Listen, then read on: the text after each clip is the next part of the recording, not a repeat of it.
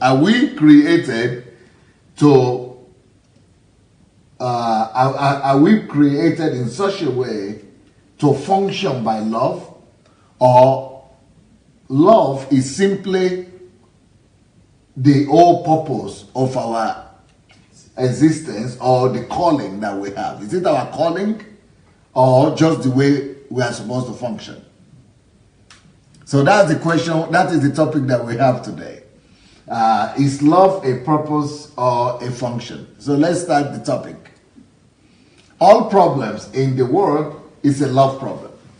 So if all problem in the world is a love problem, and love is either a purpose or a function, or both a purpose and a function, if that is the case, and all problems in the world is a love problem, it means that without love, there is no purpose. And without love, we cannot function. Mm-hmm. So if all problems in the world is a love problem, and love is either a purpose or a function, and love is maybe both a purpose and a function, and all problems in the world is a love problem, which will mean that without love, there will be no purpose. Without love, there is no purpose. Without love, there is no purpose. Remember that. So no matter what purpose you say you have, a lot of us feel we have one purpose or the other, but that purpose, no matter what the purpose that you have embraced, or no matter what the purpose you believe that God has called you to do or to fulfill on the earth, that purpose can never be fulfilled, and you will never be satisfactory with that purpose or satisfied with that purpose without love. So your very purpose, any purpose that you have been called to fulfill on earth, could only be fulfilled when that purpose is based on love, on the basis of love. So if love is the platform of your purpose or for your purpose, then you can attain your purpose, you can reach your purpose, you can fulfill purpose. But if you just want to fulfill purpose without love, you will fail in your purpose. Which means that every purpose will suffer a fiasco if it does not make love its foundation and its foundation and fundamental part of itself. So let's say, for example, I say my purpose is a pastor, to be a pastor. So I say, I believe that my calling or my purpose is to pastor, is to be a pastor. But I went and built a big edifice, 3 kilometers by 3 kilometers, let's say, or maybe less.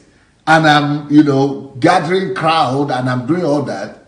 But right in the community where I am, where my church is located or situated, or right across the street, people are hungry, and I don't even notice them.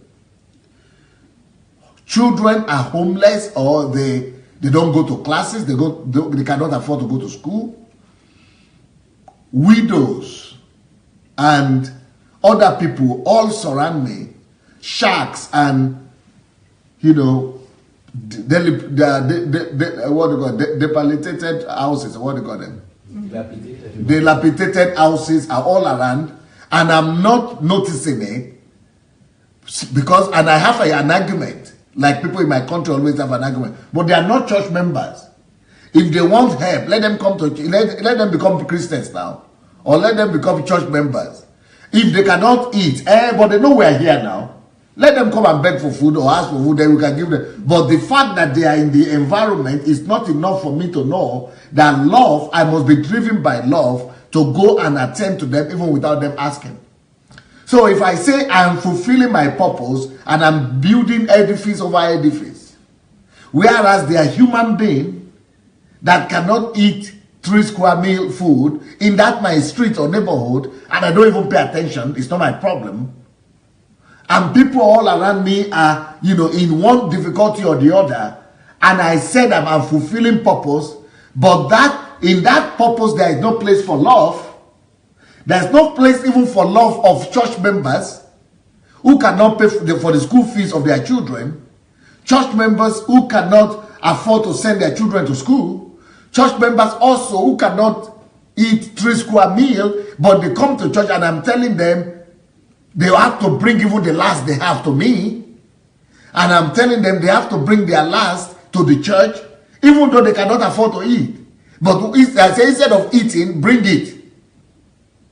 So, and I'm saying that I have a ministry.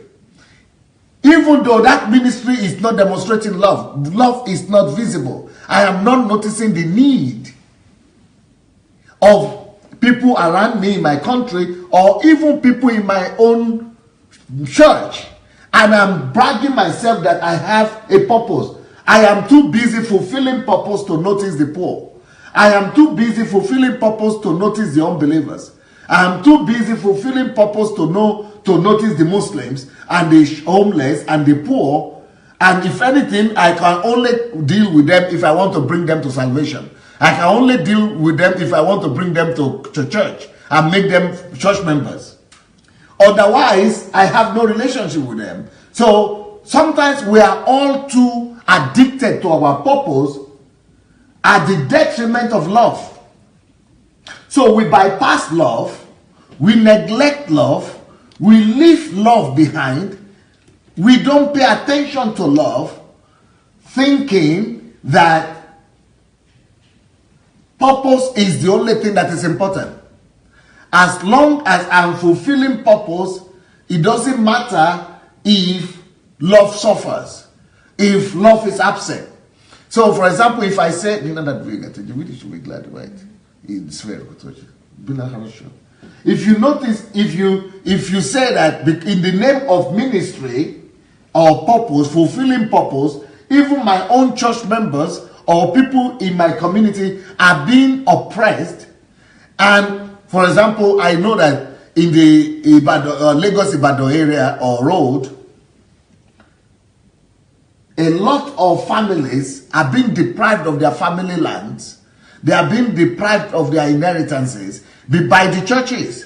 And the churches are building because they want to build churches, and they are stripping all these landowners of their lands and giving them chicken change just because we want to build ministry.